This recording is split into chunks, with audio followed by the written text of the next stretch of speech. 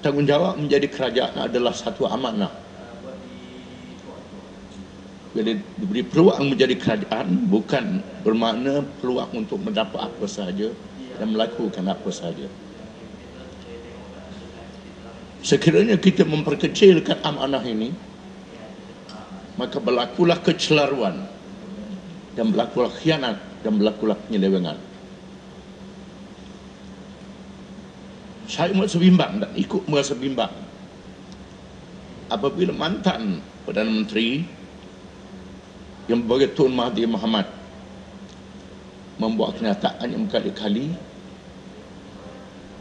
bahawa parti yang memerintah dia berjati oleh penyakit politik wang dalam pemilihannya bermula daripada ketua bahagian sehingga majlis tertinggi. Dan sehingga kini ini belum lagi ada tindakan-tindakan pembetulan atau perawatan yang menunjukkan pemulihannya. Sekiranya kita dikendalikan oleh parti yang seperti ini, adakah kita dapat memilih satu kerajaan yang bertanggungjawab, yang menunaikan amanah dalam arti kata yang sebenarnya? Dalam konsep memilih pemimpin adalah amanah yang terbesar. Bukan sahaja pemimpin yang dipilih, termasuklah rakyat yang menyertai pilihan raya juga adalah menunaikan amanah. Demokrasi adalah mahkamah rakyat. Rakyat membuat hisbah, ombudsman terhadap pemimpin dan parti kerajaan yang memerintah. Apa yang berlaku pada hari ini menunjukkan bahawa perjalanan pilihan raya masih tidak konsisten, masih tidak istiqamah dan tidak betul mengikut amalan demokrasi yang bermoral. Bukan sahaja pengundi-pengundi tidak boleh membuat hukuman yang betul dengan penilaian yang sebenarnya, kerana media yang bercelaru, amalan rasuah, ugutan dan penindasan dan berbagai perkara berlaku. Dan pemimpin parti yang memerintah hanya bersedia untuk menang, tidak bersedia untuk kalah. Sekiranya kita menganggap ini adalah amanah, maka kita mesti bersedia bukan saja untuk menang dan bersedia untuk kalah, untuk dihukum oleh rakyat.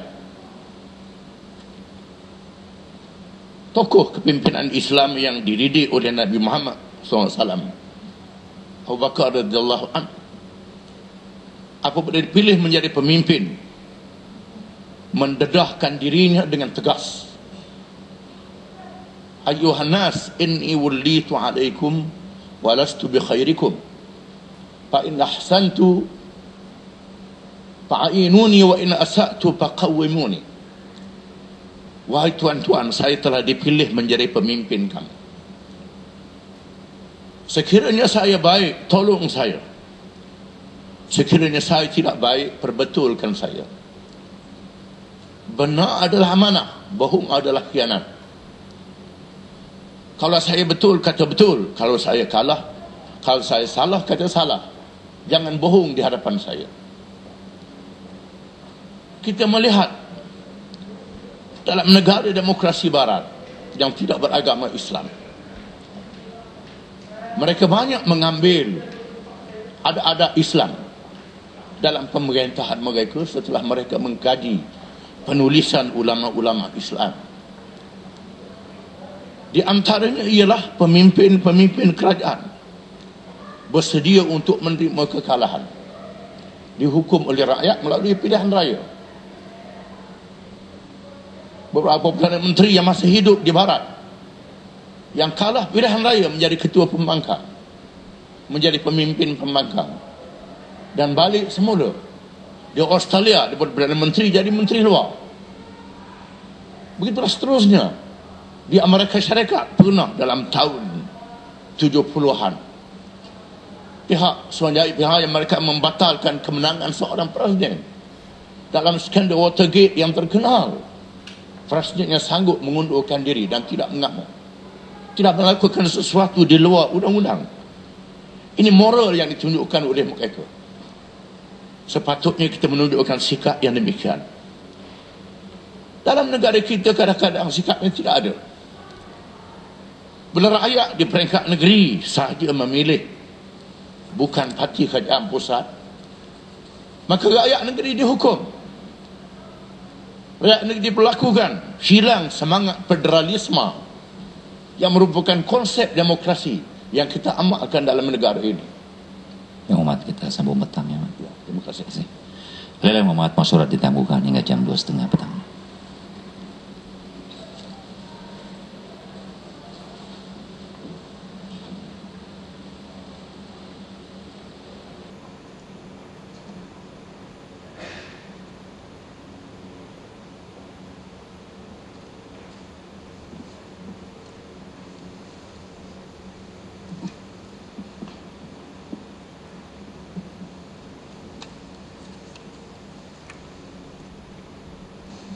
Assalamualaikum dan selamat sejahtera.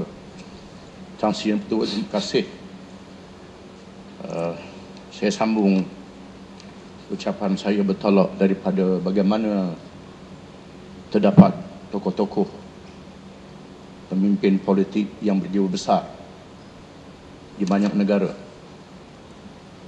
yang sanggup menerima hukuman rakyat kalah pilihan raya ataupun diturunkan angkat jawatan dan seumpamanya. Hal-hal yang seperti ini tidak wujud di tempat kita, maka kita mahu menang dengan apa cara sekalipun. Bahkan demokrasi wujud dalam parlimen bukan sahaja kebebasan diberi kepada pembangkang untuk mengkritik kerajaan,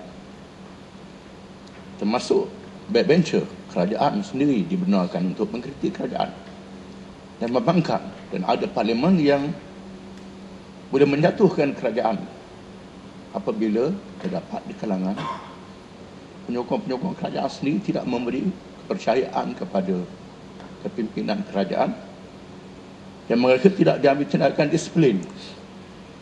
Bahkan ketua kerajaan berundur dan dipilih kerajaan baru oleh daripada parti yang sama. Ini menunjukkan bagaimana jiwa besar yang berlaku, yang patut menjadi contoh dan kebijaksanaan yang pernah diucap oleh Nabi SAW, al-hikmatu dhallatul mu'min fa'anna wajadaha fawa haqqu biha. Kebijaksanaan adalah barang tercecer, kepunyaan setiap orang yang beriman. Di mana sahaja dia jumpa, dia mesti memohon dan mengambilnya, walaupun dari kalangan bukan Islam, dari negara yang lain. Inilah yang patut kita amalkan. Kita patut mengambil iktibar bagaimana pilihan raya dilakukan pembaikan di negara-negara yang telah lama mengamalkan demokrasi berparlimen. Di England, di Amerika Syarikat, di India dan negara jiran kita sendiri, Filipina, Indonesia dan Thailand, membuat perubahan ke arah yang lebih baik untuk memberi hak rakyat supaya menjadi hakim yang adil, bukan untuk menjamin satu parti memerintah sampai bila-bila masa. Masih banyak kelemahan-kelemahan dalam amalan pilihan raya kita. Perubahan tidak boleh berlaku hanya dakwat celup jari saja. Banyak lagi hal-hal yang lain yang perlu diubah. Pengundi-pengundi yang ragu, senarai nama yang tak ada dalam kampung, orang yang tak dikenali sampai jumlah ratusan dan ada ribuan. Pengundi pos yang masih belum terjamin keamanahannya dari segi amalan demokrasi. Termasuk juga kebebasan media. Media diberi hak sepatutnya kepada semua parti-parti politik. Media kerajaan sendiri jangan digunakan oleh parti yang memerintah. Sama ada media kerajaan itu tak campur langsung dalam hal pertandingan pilihan raya ataupun diberi kepada semua parti yang bertanding dalam pilihan raya. Begitu juga kebebasan media diberi kepada parti-parti yang dibenarkan oleh kerajaan. Bila parti itu dibenarkan, diizinkan bertanding pilihan raya, sepatutnya hak media juga diberi supaya mereka dapat mengemukakan hujah-hujah mereka kepada rakyat. Media adalah saksi dalam mahkamah. Yang mana rakyat boleh menjadi saksi yang adil sekiranya rakyat hanya mendapat maklumat sebelah pihak saja. Malangnya terdapat bila keputusan pilihan rakyat berlaku tidak berpihak ke parti kerajaan pusat, maka rakyat dihukum. Rakyat di peringkat negeri dihukum dengan berbagai-bagai cara. Di Kelantan sebagai contoh, tahun 90, bila rakyat memilih Angkatan Penuh Umah di masa itu, sengaja dilewatkan kompetisi geran yang sepatutnya dibayar pada bulan Mac dan mula Ogos. Bagi Kelantan sengaja dibayar pada bulan Disember untuk menjadi masalah pada negeri Kelantan. Dan hari ini tak dibihak royalti petroleum. Terengganu pernah dirampas ketika berada di bawah parti bukan kerajaan pusat. Sepatutnya kita mengamalkan konsep federalisme dengan seadil-adilnya, menghormati keputusan rakyat di peringkat kerajaan negeri. Dan campur tangan berlaku dalam urusan pentadbiran di tubuhnya JPP, Jabatan Persekutuan, untuk mengendalikan urusan yang sepatutnya buat bidang kuasa kerajaan negeri. Bila kerajaan negeri diperintah oleh parti lain, sepatutnya hak-hak diberi. Urusan kampung pun dicampur tangan sama. Di samping ada ketua kampung yang dilantik oleh kerajaan negeri, kerajaan pusat juga melantik ketua kampung dia sendiri, JKK. Malangnya disalurkan bantuan-bantuan melalui jentera yang dilantik oleh parti kerajaan pusat. Ini adalah amalan yang tidak sihat dalam demokrasi, menyebabkan amanah yang diberi oleh rakyat dan rakyat menjadi cacat. Seterusnya, harta negara. Harta negara bukan harta parti yang memerintah, bukan harta Barisan Nasional, bukan harta Pakatan Rakyat, bukan harta PAS, bukan harta UMNO, bukan harta DAP Keadilan, MCA. Ini harta rakyat. Parti yang memerintah adalah pemegang amanah. Siapa yang di kerajaan, dialah yang mengendalikan harta rakyat itu. Kita perlu menyedari siapa yang jadi kerajaan mesti ada pembangunan. Jangan kita nafikan bila negeri diperintah oleh parti lain tak ada pembangunan langsung. Seolah-olah Kelantan diperintah oleh kerajaan PAS sejak tahun 90, rakyatnya tak ada jalan raya, merangkak jalan raya, tak ada elektrik, tak ada langsung. Ini satu pandangan yang membodohkan diri kita sendiri. Negara komunis pun ada pembangunan dia, negara Israel ada pembangunan dia. Saya Biana dan saya dapati di Austria, tiap-tiap kampung ada hospital, ada bank. Ada hospital, ada bank, ada kemudahan transport, ada kemudahan-kemudahan itu. Mereka memilih mana-mana parti yang diberi amanah untuk memerintah. Bila parti silap, mereka jatuhkan parti. Inilah yang sepatutnya. Harta negara adalah harta yang diberi amanah pada siapa yang jadi kerajaan. Masalahnya bagaimana kita menguruskan hasil, menguruskan harta negara.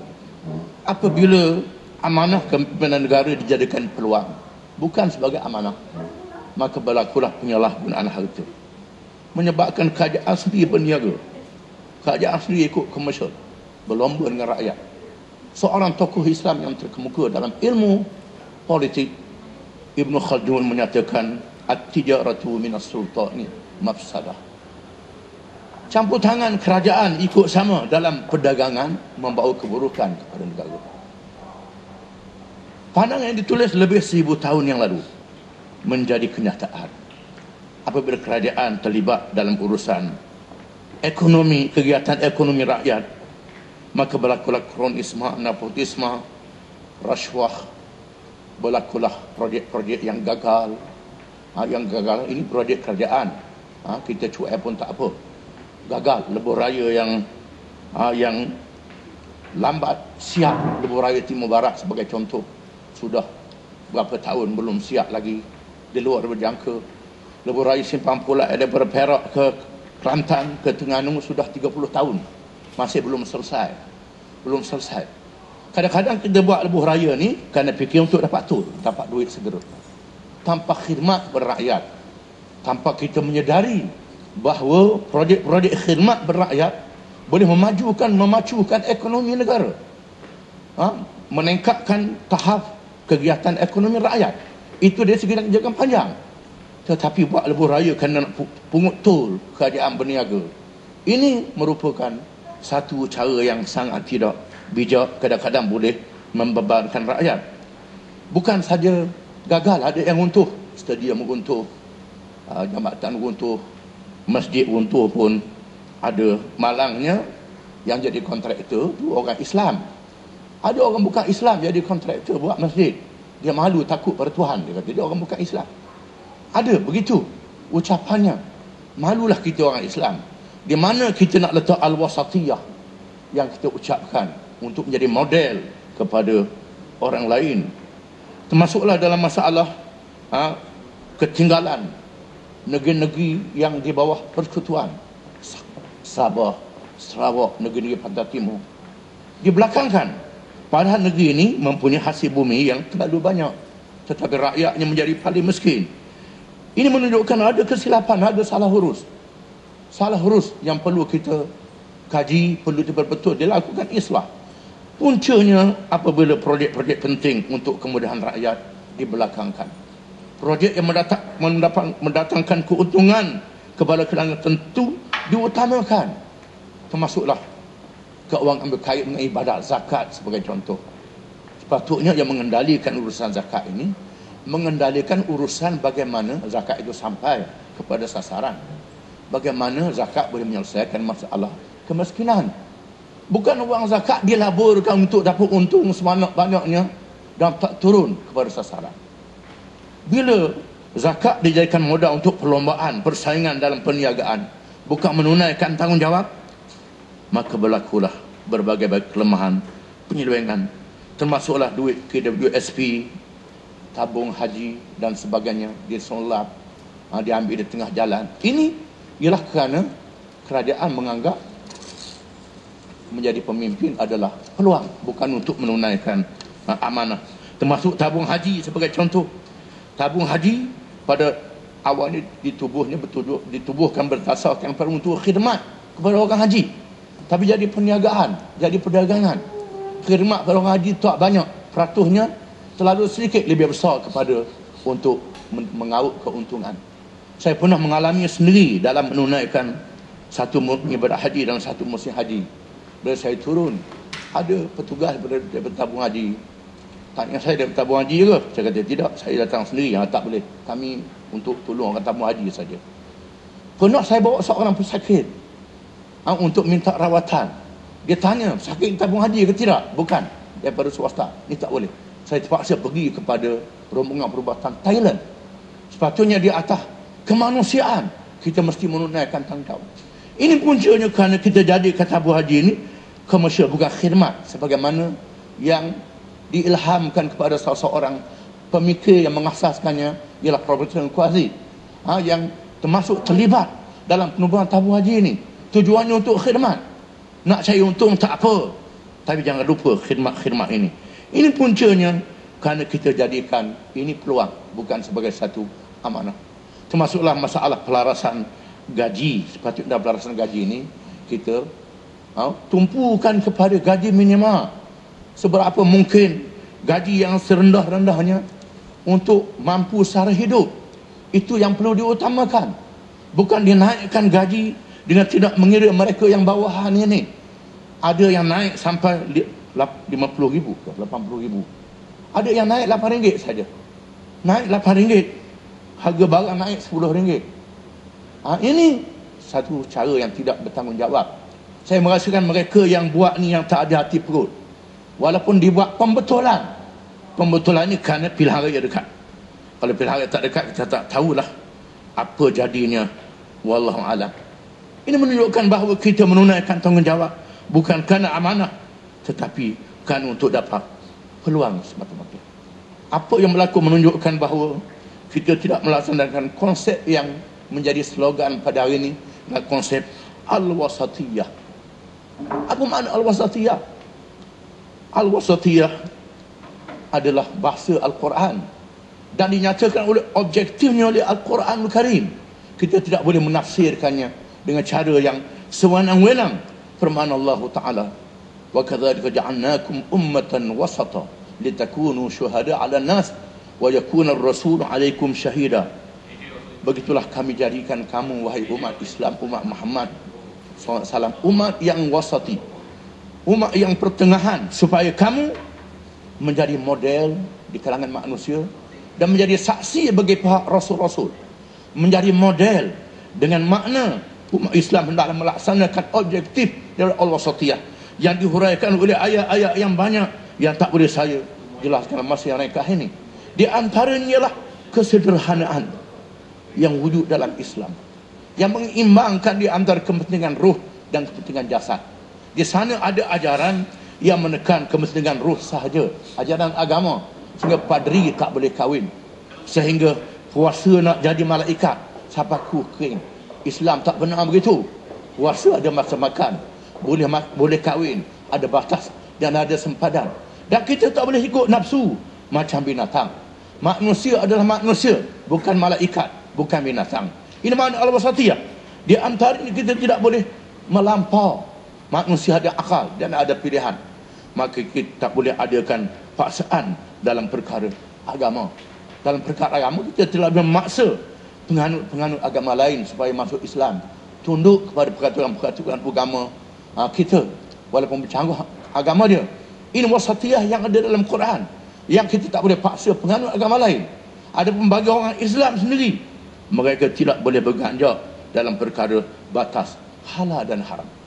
Halal dan haram itu sempadan yang ditetapkan oleh Allah SWT. Bukan makna al-wasatiyah yang halal diharamkan, yang haram dihalalkan. Saya menarik dengan debat di antara Setiausaha Agung DAP dengan Presiden MCA.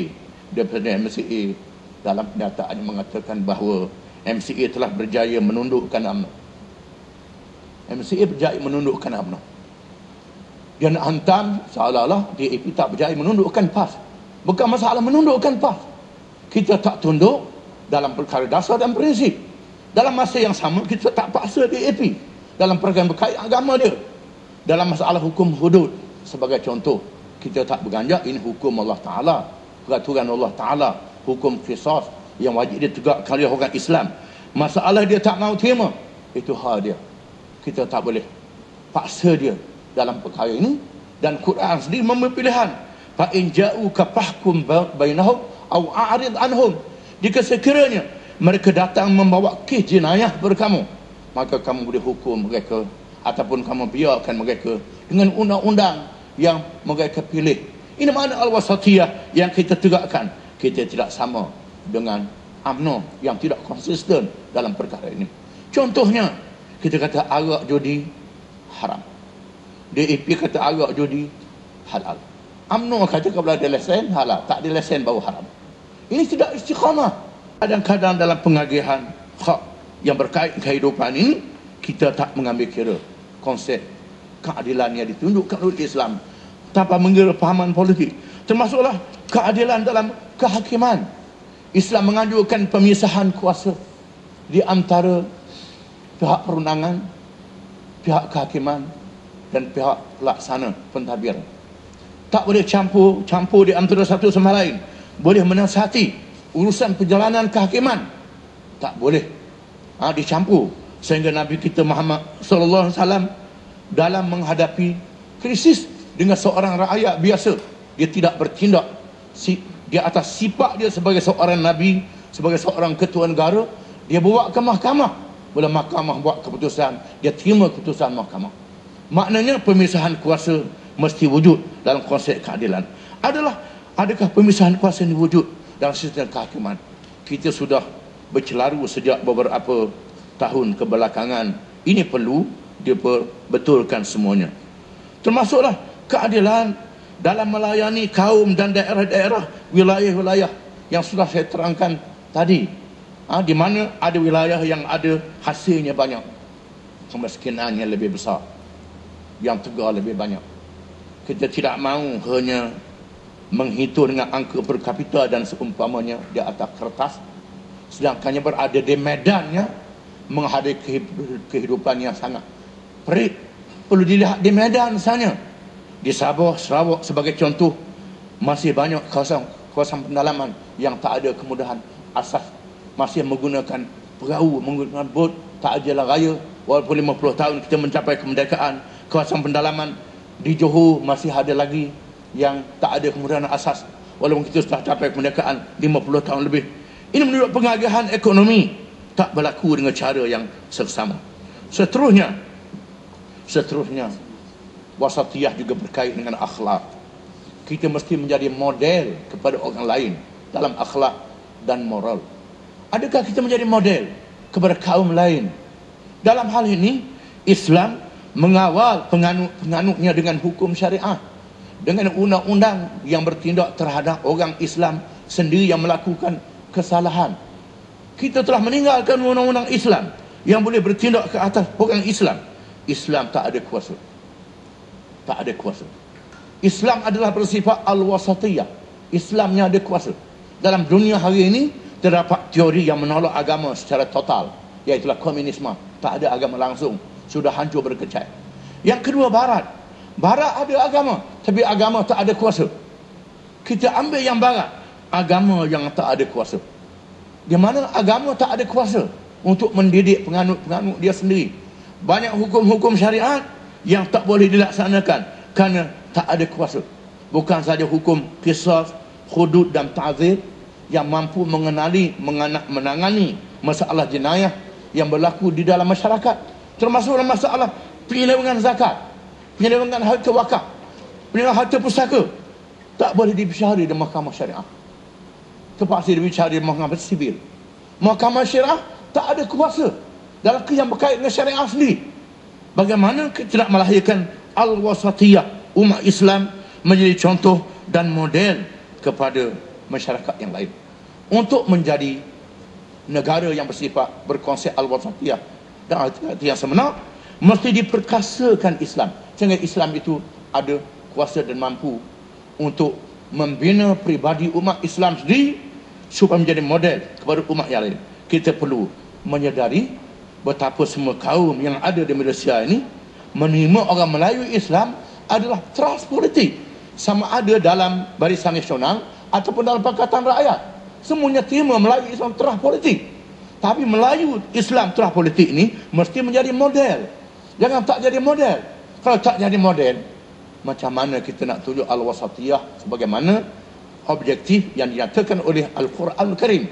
Ini perkara yang sangat besar. Di atas dasar inilah maka PAS sendiri mengadakan jawatan kuasa pemandu dalam melibatkan kerajaan negeri yang PAS ada kuasa.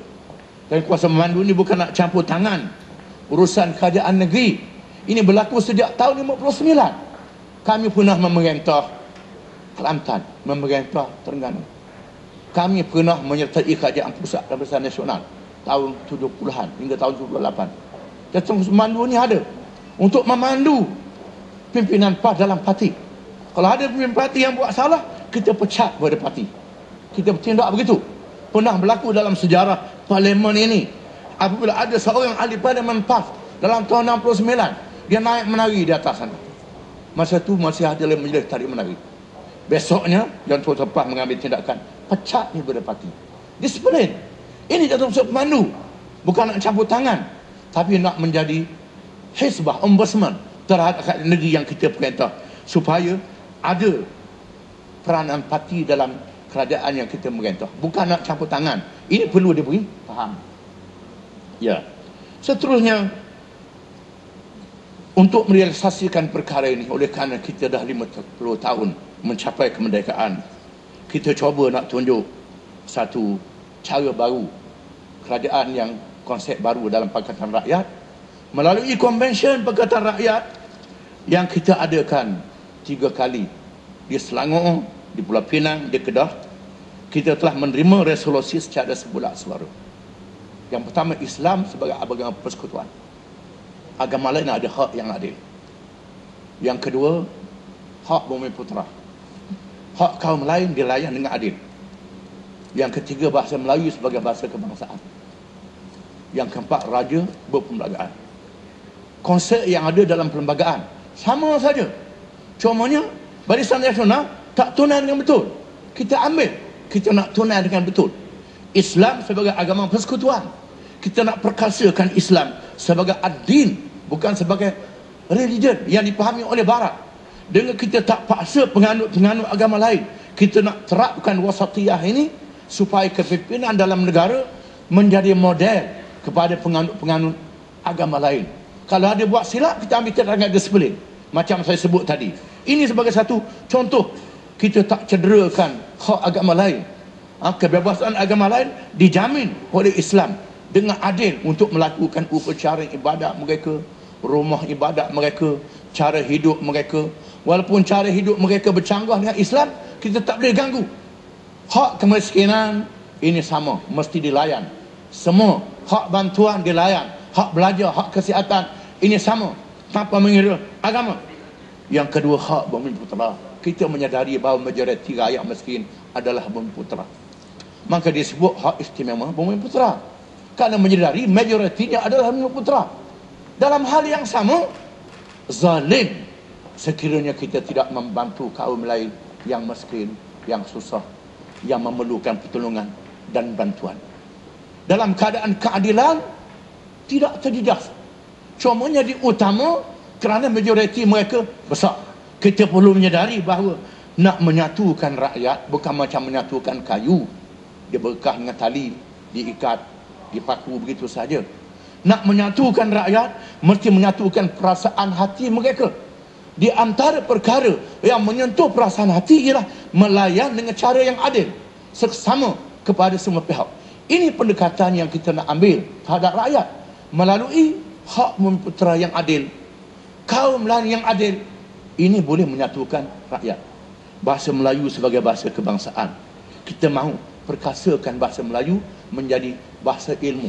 Sebagaimana yang termaktub dalam perlembagaan, kita tak mahu bahasa Melayu menjadi bahasa yang dipinggirkan sampai ke peringkat iklan di kedai-kedai, toko-toko di Kuala Lumpur ni. Bahasa kebangsaan dah jadi kecil dah. Bahasa Inggeris dah jadi besar, bahasa lain jadi besar. Sepatutnya kita perkasakan bahasa kebangsaan dengan tidak menafikan untuk mengilmukan rakyat dengan mempelajari berbagai-bagai bahasa asing. Tak dinafikan.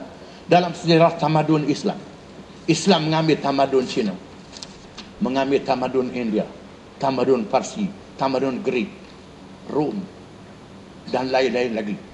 Bukan dengan mengerahkan seluruh orang Islam belajar bahasa Cina, belajar bahasa India, belajar bahasa Parsi. Tidak. Hanya beberapa orang saja yang belajar bahasa asing, kemudian diterjemahkan ke dalam bahasa ibunda, dalam bahasa Arab di masa itu. Maka berkembanglah ilmu dalam bahasa Arab. Begitulah orang Barat yang mengambil tamadun Islam. Bukan bermakna orang Barat belajar bahasa Arab, mereka masuk Islam. Tidak. Mereka memilih segelintir cendekiawan mereka yang boleh menguasai bahasa Arab, terjemahkan ilmu daripada orang Islam ke dalam bahasa Eropah. Maka berlakulah tamadun Islam.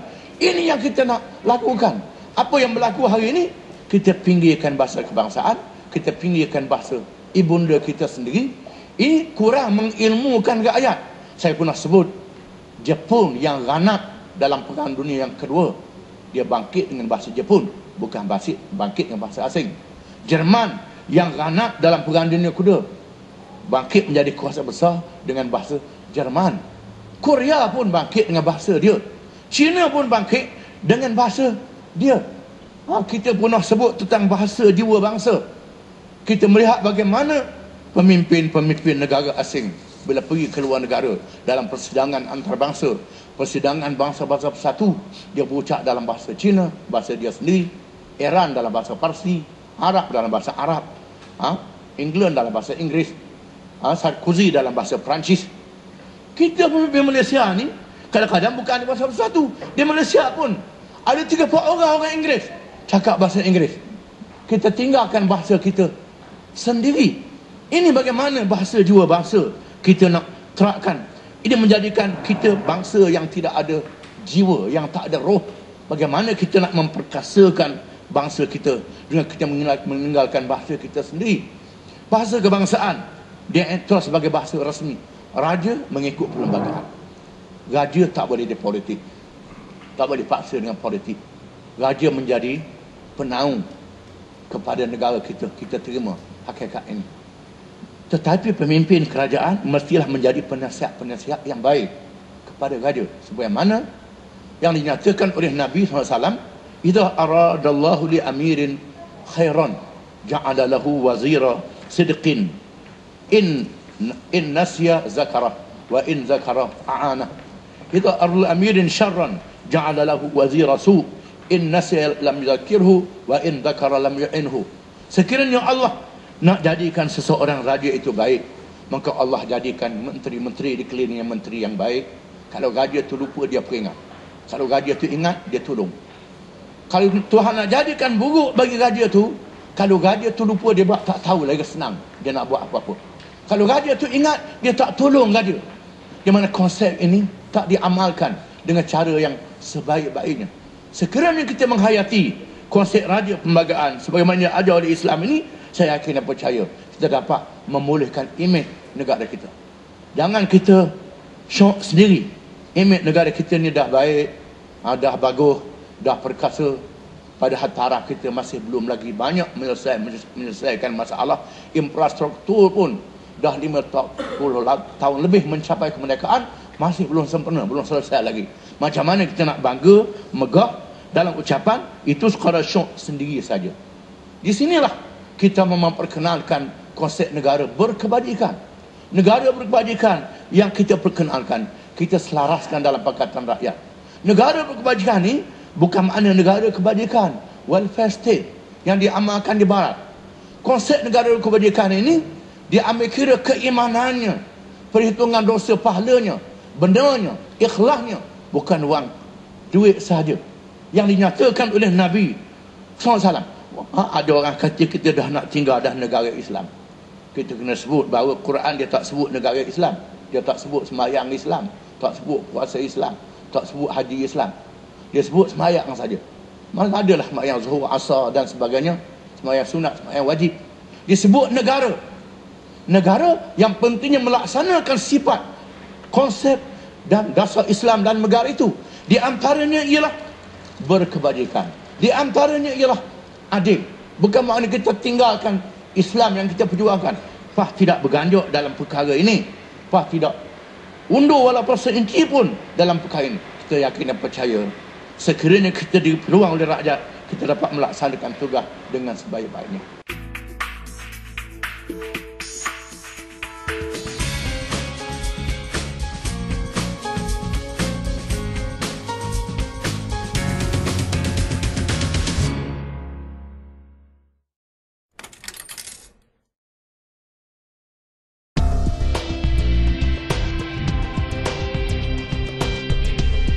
Pihak Media PAS melancarkan e-paper, merupakan satu program baru dalam Media PAS asaskan kepada teknologi maklumat yang terkini yang wajib kita manfaatkan.